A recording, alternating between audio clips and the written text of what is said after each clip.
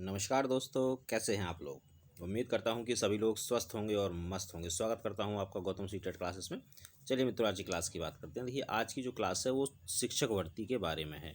अच्छा भाई, बम्पर इसमें इसलिए लिख दिया कि वैकेंसी हैं बहुत सारी, 3479। किसकी वैकेंसी हैं? प्रिंसिपल्स की हैं, वाइस प्रिंसिपल की हैं, पीजीटी की हैं और टीजीटी की हैं। देखिए मित्रों, कोरोना के बाद जैसे ही लॉकडाउन खुला, चीज़ें सामान्य हुई, वैकेंसी जो है वो आ रही हैं, भर्तियां आ रही हैं, तो आप लोग अपनी तैयारी में लग जाओ। अच्छा, अब ये वैकेंसी कहाँ निकली हैं? एकलव्य मॉडल आवासीय विद्यालय। अब ये क्या होते हैं? कुछ तो बच्चे ऐसे होंगे, सर हमने तो पहली बार ही सुने हैं। हाँ, हो सकता है आपने पहली बार सुना हो। इसमें कहाँ से वैकेंसी निकली है? फ्रॉड तो नहीं है, ये तो नहीं है, वो तो नहीं। तो बहुत सारी चीज़ें आपके दिमाग में आ रही होंगी, बट डोंट वरी। आज इस वीडियो में आपको सब कुछ बताया जाएगा कि कौन से स्कूल हैं, कहाँ के स्कूल हैं, कहाँ कितनी वैकेंसी निकली हुई है, क्या इनका प्रोसीजर रहेगा, कितनी तनख्वाह मिलेगी। Everything I will tell you. बस आपको क्या करना है, वीडियो पूरा देखना है। पूरा वीडियो देखोगे तो पूरी इन्फॉर्मेशन मिलेगी, आधा वीडियो देखोगे तो आधी इन्फॉर्मेशन मिलेगी। फिर पूछते फिरोगे, सर इसमें ऐसा होता है, सर इसमें वैसा होता है। तो भाई आपको बार बार ना पूछना पड़े, इसलिए वीडियो है वो पूरा देखना आप। बाकी मित्रों, अगर आप मेरी दी गई जानकारियों को पसंद करते हैं, आपको अच्छी लगती है मेरी क्लासेस, तो गौतम सीटेट क्लासेस चैनल को कर दीजिए सब्सक्राइब, क्योंकि ये ऐसा चैनल है कि सीटेट 100% पास करवा के ही देता है। तो चलिए मित्रों, स्टार्ट करते हैं हम वैकेंसी के बारे में। देखिए, कुछ दिनों पहले ये एक छोटा सा विज्ञापन आया था न्यूज़पेपर में। क्या लिखा है इसमें? National education society for tribal students. अब ट्राइब्स क्या होते हैं? जो अनुसूचित जनजाति के जो बच्चे होते हैं, उनके लिए ये स्कूल होते हैं। और कहाँ पे हैं ये? ऑटोनमस बॉडी है, जैसे आपका केंद्रीय विद्यालय है, नवोदय विद्यालय है, इस तरह के विद्यालय होते हैं। Ministry of tribal affairs, government of India. तो भाई एक बात तो तय हो गई कि जो वैकेंसी हैं वो किस चीज़ की हैं? सरकारी हैं। गवर्नमेंट ऑफ इंडिया इनको निकाल रहा है। ये भाई इसका एड्रेस है। Eklavya model residential school teaching staff selection exam 2021 की ये वैकेंसी निकाली गई है। इसमें बहुत सारा कुछ लिखा हुआ है इंग्लिश में, तो मेरा प्रयास रहेगा कि मैं आपको हिंदी में समझा दूं, लेकिन कुछ इंग्लिश की चीज़ें भी हैं, इनको ही बता देता हूँ। देखिए, पोस्ट किसकी है? प्रिंसिपल की है, वाइस प्रिंसिपल की है, पीजीटी की है, टीजीटी की है। इसके अलावा एक यहाँ पे इन्होंने ये साइट दी हुई है, ये इनकी ऑफिशियल साइट है। अगर किसी भी तरह की आपको इन्फॉर्मेशन चाहिए तो इस साइट पे जाओ और खुद से सर्च करो। मैं वैसे बार बार कहता हूँ कि आप लोग यूट्यूब पर बहुत ज़्यादा निर्भर ना रहें।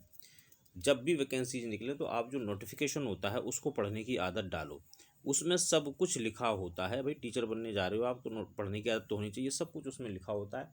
लेकिन फिर भी ये है कि यूट्यूब के माध्यम से कम आपको पता चल जाता है कि भाई वैकेंसी आ गई है। जब आपको पता चल गया वैकेंसी आ गई है, तो ये देखो इसकी साइट है, इस पर जाओ और इसको समझने की कोशिश करो। थोड़ी सी चीज़ें बता देता हूँ। इसकी जो लास्ट डेट है वो 3/4/2021 की है, जो इसमें लिखा हुआ था। बाकी इन्होंने कहा कि आपको जो भी कुछ देखना है इस साइट पे जाके सर्च करो। तो भाई मैं उस साइट पर गया और फिर आपके लिए इन्फॉर्मेशन निकाल के लाया। ये देखिए, Eklavya model residential school EMRS recruitment 2021। इसमें क्या है? भारत सरकार के जनजातीय कार्य मंत्रालय के तहत आने वाले एकलव्य मॉडल आवासीय स्कूलों में शिक्षक भर्ती के लिए आवेदन की प्रक्रिया शुरू की गई है। तो ये तो बात आप क्या समझ लीजिए कि ये जो नौकरी है कैसी है? गवर्नमेंट जॉब है, और सबको गवर्नमेंट जॉब ही चाहिए, तो भाई वही निकली हुई है। और देखिए, इच्छुक उम्मीदवार इस वाली वेबसाइट पर जाकर ऑनलाइन आवेदन कर सकते हैं। इस भर्ती के माध्यम से देश भर के 17 राज्यों के विभिन्न जिलों में एकलव्य मॉडल आवासीय विद्यालयों में रिक्त पड़े principal, vice principal, TGT, PGT के कुल 3479 पदों को भरा जाएगा। इसमें पोस्ट ग्रेजुएट टीचर यानी कि पीजीटी के जो पद हैं वो 1244 हैं, टीजीटी के 1944 हैं, प्रिंसिपल के 175 हैं और वाइस प्रिंसिपल के 116 हैं। अच्छा, आवेदन की जो प्रक्रिया है वो 1 अप्रैल से शुरू हो चुकी है। अब आज 6 अप्रैल है, यानी कि 1 तारीख से पेपर भरे जाने लगे हैं, और अब आज तो 6 तारीख है, तो आप आज ही अगर चाहें तो जाकर फॉर्म भर सकते हैं। और 30 अप्रैल इसकी लास्ट डेट रहेगी।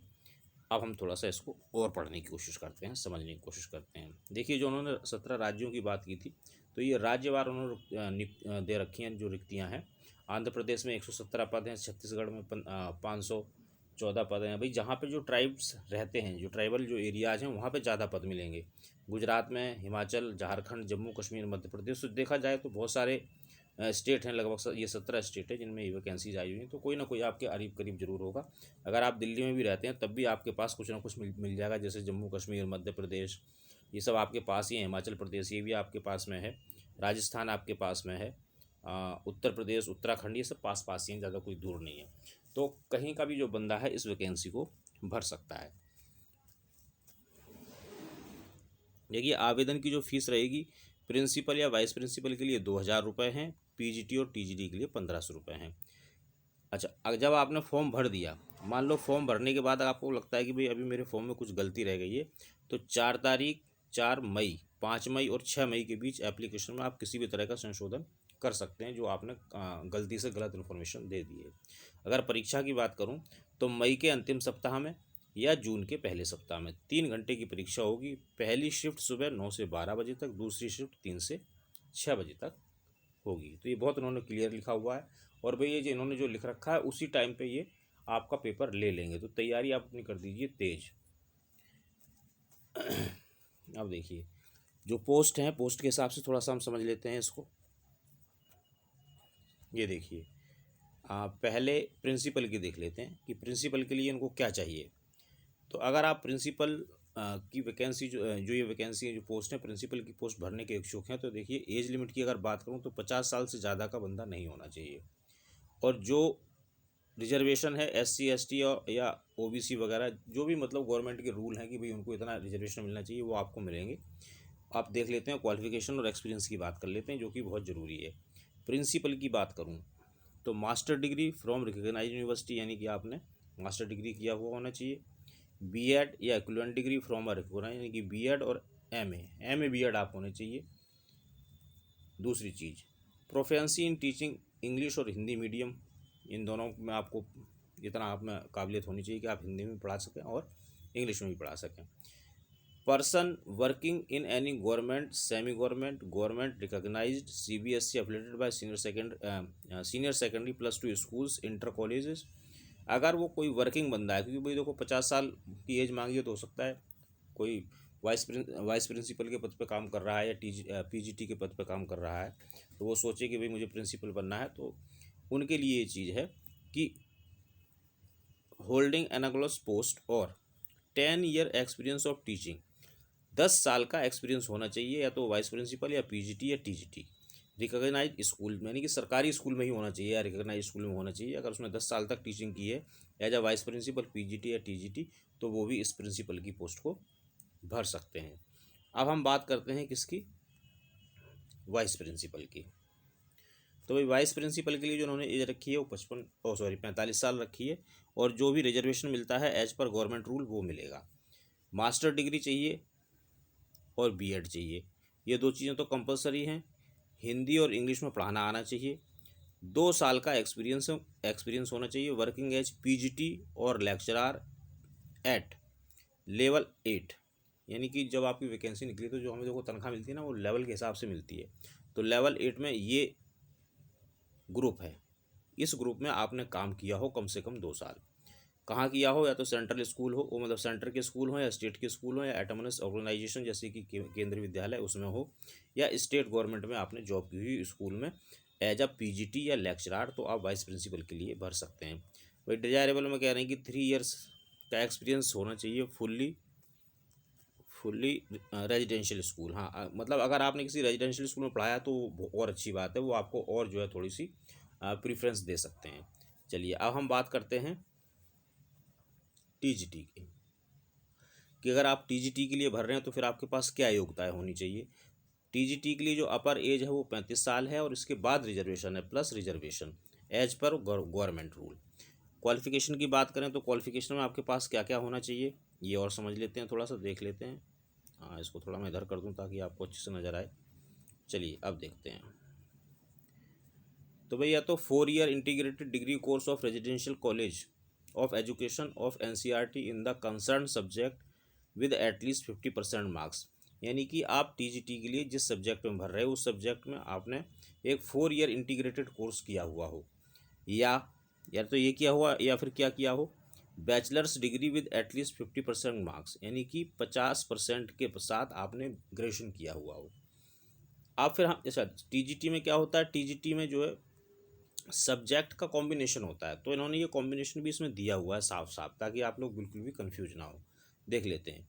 अगर आप हिंदी के लिए टीजीटी अप्लाई करना चाहते हैं तो Hindi as a subject in all 3 years, यानी कि बीए में तीनों साल आपके पास हिंदी होनी चाहिए। अगर आप इंग्लिश में करते हैं तो English as a subject in all the 3 years, यानी इंग्लिश एक सब्जेक्ट के रूप में बीए में तीनों साल आपके पास होनी चाहिए। अगर आप एसएसटी के लिए करते हैं तो any two of the following main subject at graduation level, यानी ग्रेजुएशन लेवल पे बीए में आपके पास history, geography, economics, political science, of which one must either history और ज्योग्राफी, यानी हिस्ट्री और ज्योग्राफी के साथ ये सब्जेक्ट इनका कॉम्बिनेशन बनेगा, ये आपके पास होने चाहिए। अगर मैथ की बात करें तो mathematics as a main subject at graduation level, यानी ग्रेजुएशन में एक मैथमेटिक्स जो है वो आपका मेन सब्जेक्ट होना चाहिए। One of the following second subject, और सेकंड सब्जेक्ट की भी बात करेंगे तो सेकंड सब्जेक्ट में आपके पास क्या होना चाहिए, इसको थोड़ा सा ऊपर कर देते हैं जी। सेकंड सब्जेक्ट की बात करें तो या तो आपका physics, chemistry, electronics, computer science, economics, commerce and statics होनी चाहिए।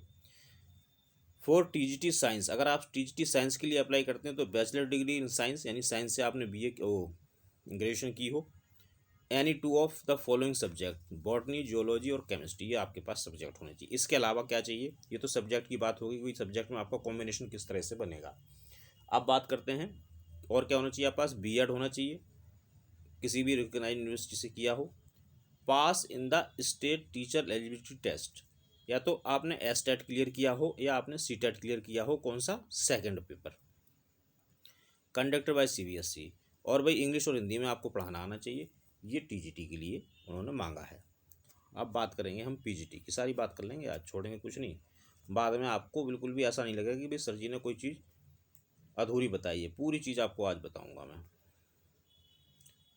चलिए स्टार्ट करते हैं।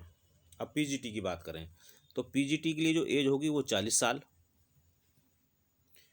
40 साल के बाद जो रिजर्वेशन है वो प्लस रहेगा। अगर आप एससी कैटेगरी से हैं तो 5 साल, एससी एसटी से हैं, ओबीसी से हैं तो 3 साल है। फिजिकल के जो भी मतलब जो भी चीज़ें मिलती हैं वो आपको मिलेंगी। आप देख लेते हैं।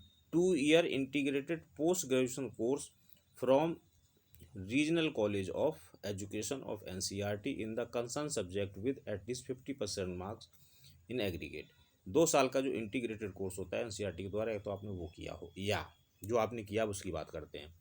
Masters degree from a recognised university with at least 50% marks, यानी कि आपके पास पोस्ट ग्रेजुएशन की डिग्री होनी चाहिए जिसमें कम से कम 50% आपके पास आपके आपके नंबर हैं।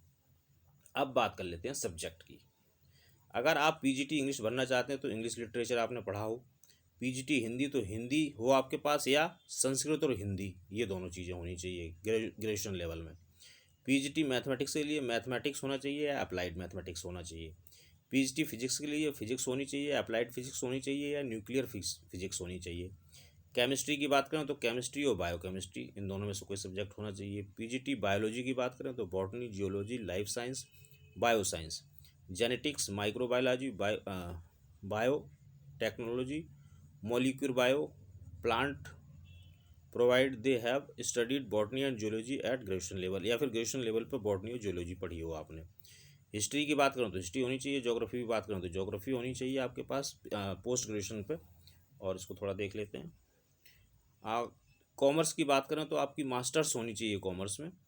Holder of degree of M.Com applied business economics shall not be eligible. अगर आपने एम.कॉम किया है और आपने अप्लाइड बिजनेस या इकोनॉमिक्स की लिया है तो वो आप उसके लिए एलिजिबल नहीं होंगे, या आप अपना देख लेना क्या सिस्टम है, आपने क्या पढ़ा है। पीजीटी इकोनॉमिक्स की बात करें तो economics, applied economics, business economics, इनमें से कोई सा एक सब्जेक्ट आपके पास होना चाहिए।